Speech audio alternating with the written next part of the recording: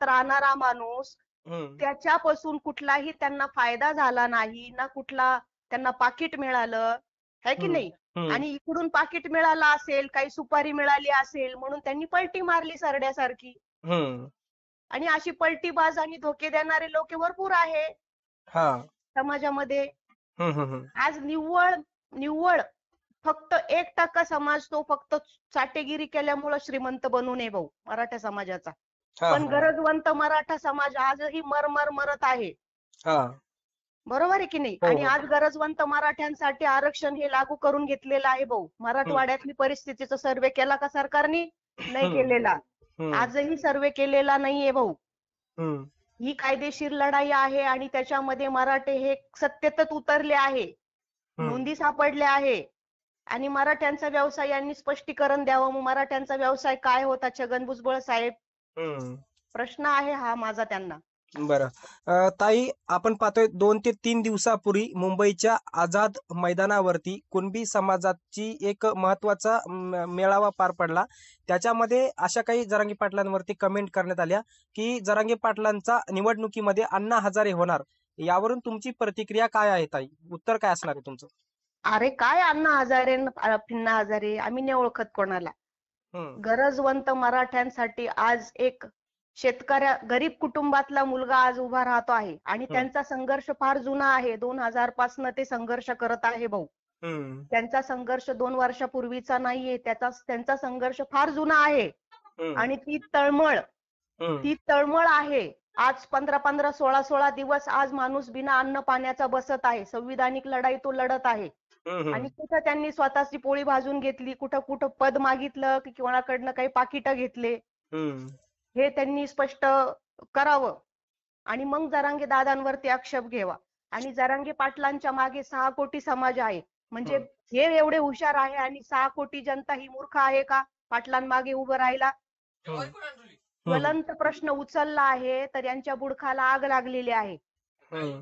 आणि हे जळत आहे भाऊ थोडक्यात जरांगे पाटलांवरती. हम्म. तो आणि माणूस ताई, बोला बोला. तो माणूस निस्वार्थ काम करणारा माणूस आहे.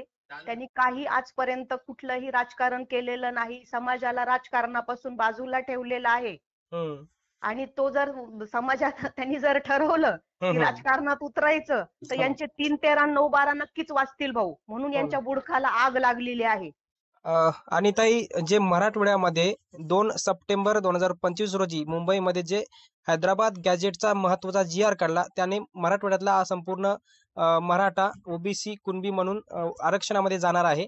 परंतु त्याच्यावरून आपण पाहतोय हा जो हैदराबाद गॅजेटचा जी आर आहे तो ओबीसींचा आरक्षण संपवणारा आहे, असा आरोप देखील विजय वडेट्टीवारांनी केलेला आहे. त्यामुळे आपली लढाई जिंकायची आहे. हा जी आर रद्द झाल्याशिवाय आपण थांबणार नाहीत, असं त्यांनी वक्तव्य केलेलं आहे ताई. करून दाखवा हिंमत असेल तर. मग हम्म. आम्ही पण 1994चा जी आर रद्द करण्याची मागणी करू. हम्म. मग तुम्हाला ना मला घाल कुत्र्याला अशी गत होणार आहे भाऊ. हम्म. जे मिळतंय ना ते त्यांनी गपचूप खावं. आणि तुम्ही जे 32% जे आरक्षण घेतलं आहे, हम्म. मराठा समाज फक्त 16% आतलं आरक्षण मागत आहे. आज हम्म. मराठा समाज संख्येने जास्त आहे तरी मराठा समाजाने समजदारीची भूमिका घेतली आहे भाऊ. हम्म. तिथेही मराठा समाजाने ह्या लोकांचा विचार केलेला आहे. हम्म. जनगणना केलेली आहे का जातीची? हम्म. नाही केलेली. हो. आज मराठा समाज कितीच्या तरी संख्येने आहे, पटीच्या संख्येने आहे, तरी हम्म. 16%चा आरक्षण तो मागत आहे. हो. आणि कुठं तुमच्यावर अन्याय होणार आहे? हा. आणि असेल हिंमत तर करून दाखवावं, मग तुम्हाला कळेल. हा. आणि एकंदरीत विषय हा पण खूप महत्वाचा आहे. सातारा गॅजेट, हैदराबाद गॅजेट, हे सगळे गॅजेट जे सरकारने लागू केले याची सुद्धा रद्द करण्याची मागणी केली जात आहे ओबीसी नेत्यांकडून. करावं ना, हिंमत असेल तर करून दाखवावं. हम्म. आणि हे सत्य आहे भाऊ. यांच्या हम्म. बोलण्याने किंवा चर्चेने ह्या गोष्टी खोट्या ठरणार नाही. हे सत्य आहे. मराठे हे कुणबीच आहे, मराठा हा शेतीच आहे. आणि एवढे गॅजेट जर तुमच्या समोर आणून ठेवले आहे तर त्याच्यावर तुम्ही आक्षेप घेता आहे म्हणजे तुम्ही किती मूर्ख आहात हे तुम्ही दाखवून देत आहात समाजाला. हम्म. हम्म.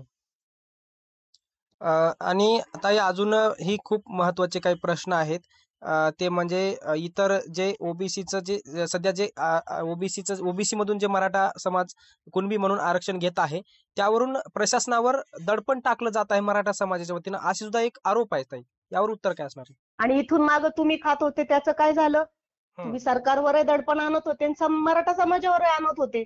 त्यावेळेस तर समाजाने कधी तुम्हाला विरोध केला नाही. मग हं, आज गोरगरीब समाजाला जर आरक्षण मिळतंय तर तुमचं पोटं दुखण्याचं काहीच कारण नाही ना. हं, म्हणजे तुम्ही द्वेषी आहात.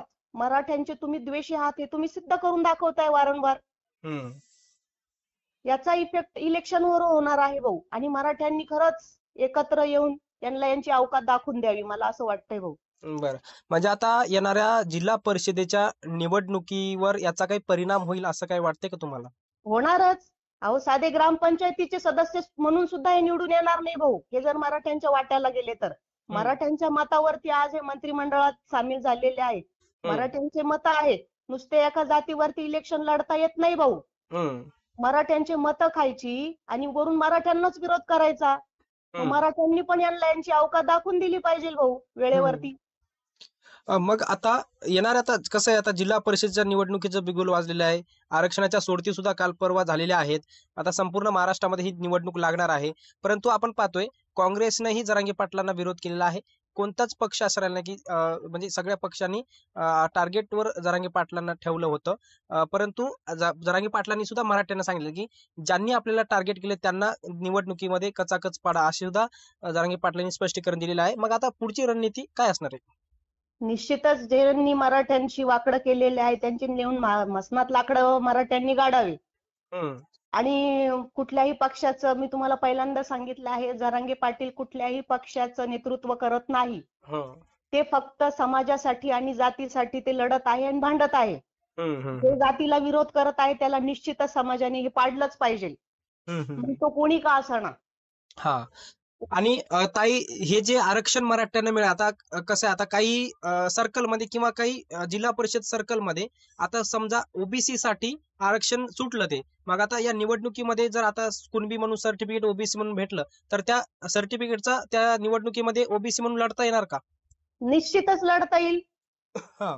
आहे ना, ओबीसी मध्ये समाविष्ट आहे ना मराठे. हं, हं, हं. आता हे सिद्ध झालेले आहे. सुप्रीम कोर्टाचा आदेश आला, GRI निघाले आहे, 3-4 गॅजेट लागू झालेले आहे. हं, हं. 58 लाख नोंदी सापडल्या आहे. मग गेले ना मराठे ओबीसी मध्ये आणि हं, लढतील. म्हणून तर यांच्या बुडकाला आग लागली आहे ना भाऊ. यांच्या पोटावर पाय देतील ना मराठे, है की हं, नाही? हं. आणि हं, निश्चितच एक होतकरू आणि चांगला माणूस जर सत्तेवरती आला हं. तर देशाचं परिवर्तन घडेल आणि उन्नतीही घडेल. यांनी जो भ्रष्टाचार केलेला आहे तो सगळा उघडा पडेल, है की हां, नाही? हां. आणि यांचं मंत्रीपद जाऊन हे डायरेक्ट सेंट्रल जेलला यांची रवानगी करावी लागेल. हं. म्हणून तर हे उड्या मारत आहे ना भाऊ. त्यांना हां, ही भीती आहे. हां. पण आम्ही राजकीय आरक्षण आम्हाला मागितलेलं नव्हतं भाऊ. पण हं, ते मिळतंय. सगळीकडे जर मिळालं आहे. आमच्या लेकरांना नोकऱ्या द्या, शिक्षण द्या. जरांगे पाटलांची हीच मागणी होती. हं. परंतु जर हे अंतच बघत असतील तर मग मराठे रणांगणात उतरतील. मराठे काही कोणाच्या बापाला घाबरत नाही. हं, हं. आणि ताई, मराठा समाज हे 4 प्रकारचं वेगवेगळं आरक्षण खातोय, असं सुद्धा आरोप आहे. ईडब्ल्यूएस, एससीबीसी आणि आता सध्याचं जे आहे ते. अहो, जे मागितलं नाही ते लागू करून दिलं. आज हं, 10% आरक्षण 16%, 10%वरती तुम्ही आणलेलं आहे. तेवढं हं, आम्हाला नकोय.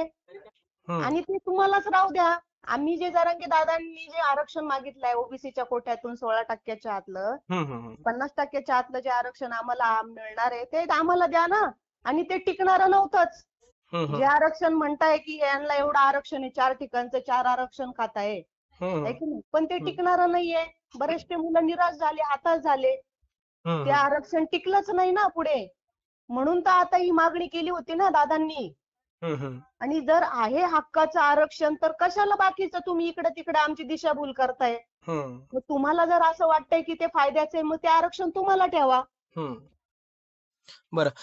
नक्कीच ताई, आपण पाहतोय जे ओबीसी नेत्यांच्या माध्यमातून जी टीका केलेली आहे, त्या टीकेला त्याच प्रकारे तुम्ही मराठा रणरागिणी म्हणून प्रत्युत्तर देण्याचा प्रयत्न केलेला आहे. खूप चांगली तुम्ही शब्दामध्ये मांडणी केल्याबद्दल मराठा समाजाच्या वतीनं आणि आमच्या चॅनलच्या वतीनं आपले मनापासून धन्यवाद ताई. धन्यवाद.